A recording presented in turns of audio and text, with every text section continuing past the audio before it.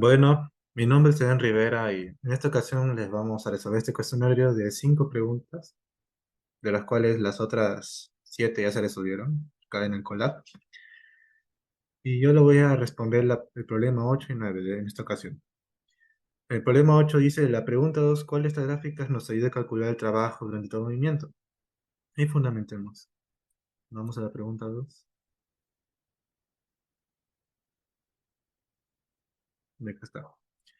La gráfica fuerza versus posición, que sería, a ver, ¿dónde está? Ya, esta. Nos permite calcular el trabajo de la fuerza durante todo el movimiento, ya que su integral nos da como resultado el área bajo la curva que representa el trabajo realizado, que vendría a ser la fórmula que está acá, la A, donde WF es igual al área bajo la curva de f de x. Y pasando al problema 9, dice que en la pregunta 5, ¿por qué es posible aplicar la fórmula del trabajo? No, el teorema del trabajo y energía. Vamos a la pregunta 5. ¿Esta? En la pregunta 5 se utilizó el concepto de energía para calcular el trabajo de la fuerza F. Según el teorema del trabajo neto, el trabajo neto ejercido por una fuerza es igual al cambio de la energía cinética de la partícula. En esta ocasión, solo se consideró la energía cinética de la partícula y se expresó la energía cinética de rotación, ya que no se observa ninguna rotación en la partícula en cuestión. Por lo tanto, se aplicó la fórmula para calcular el trabajo de la fuerza, que vendría a ser esa fórmula, la B. El trabajo neto es igual a la energía cinética final menos la energía cinética inicial. Nada más. Mi nombre es Christopher Alejandro Vicente Zamudio Camargo.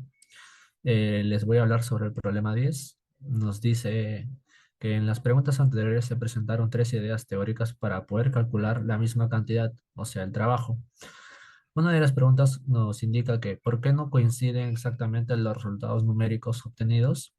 Y la segunda pregunta que nos detalla es, ¿hay alguna manera de hacer que los resultados se acerquen más?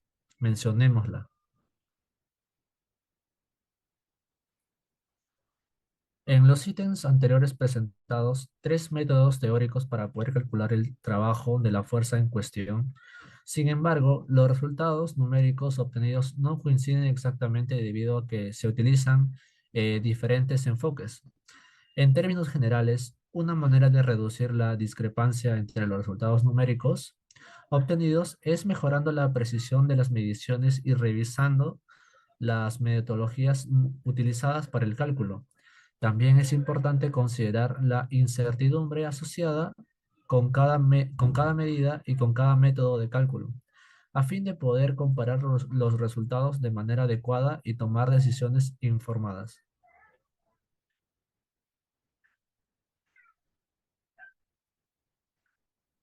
Ahora les hablaré sobre el problema 11.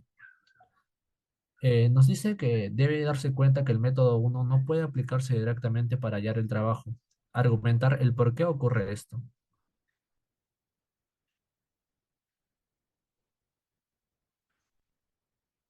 El método 1 se basa en la variación de la fuerza con respecto a aquellos desplazamientos, por lo que no puede ser aplicado a los datos obtenidos del archivo lab1 data mod.txt.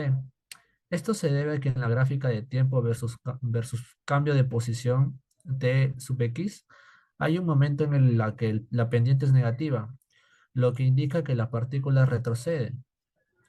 Este cambio en la dirección del movimiento ocurre cuando la fuerza neta se vuelve contraria al desplazamiento, provocando que la partícula disminuya su velocidad hasta detenerse y luego moverse en sentido opuesto. Además, el método 1 no puede ser utilizado directamente en los datos archivos mencionados, porque la fuerza no es una función de la posición. A partir de una distancia de alrededor de 60 metros, para un mismo valor de x, existen dos valores de f, lo que impide su integración. Ok, ahora vamos con la pregunta número 12. Y de una estrategia para poder usar el método mencionado. ¿Cuál de los otros métodos estudiados funciona correctamente sin hacer ningún cambio? Fundamenta. Ok, primero. El cálculo del trabajo total en el movimiento descrito es en el archivo LAP en texto. Se puede separar en dos partes, una correspondiente al trabajo realizado durante la parte en la que la velocidad de la partícula es positiva y otra correspondiente al trabajo realizado durante la parte en que la velocidad es negativa. El trabajo neto lo podemos calcular operando, que simplemente es la suma de dos integrales. Una que es el límite inferior, paréntesis, x sub 0, el límite superior x sub 1, más la misma función, integrándola, donde el límite inferior sea x1 y la superior sería x en función. Ok, el método 3, la variación de la energía cinética, resulta ser el método más apropiado, debido a que únicamente requiere la velocidad inicial, velocidad final, la masa del objeto o partícula, por lo que ocurre durante el recorrido no tiene importancia.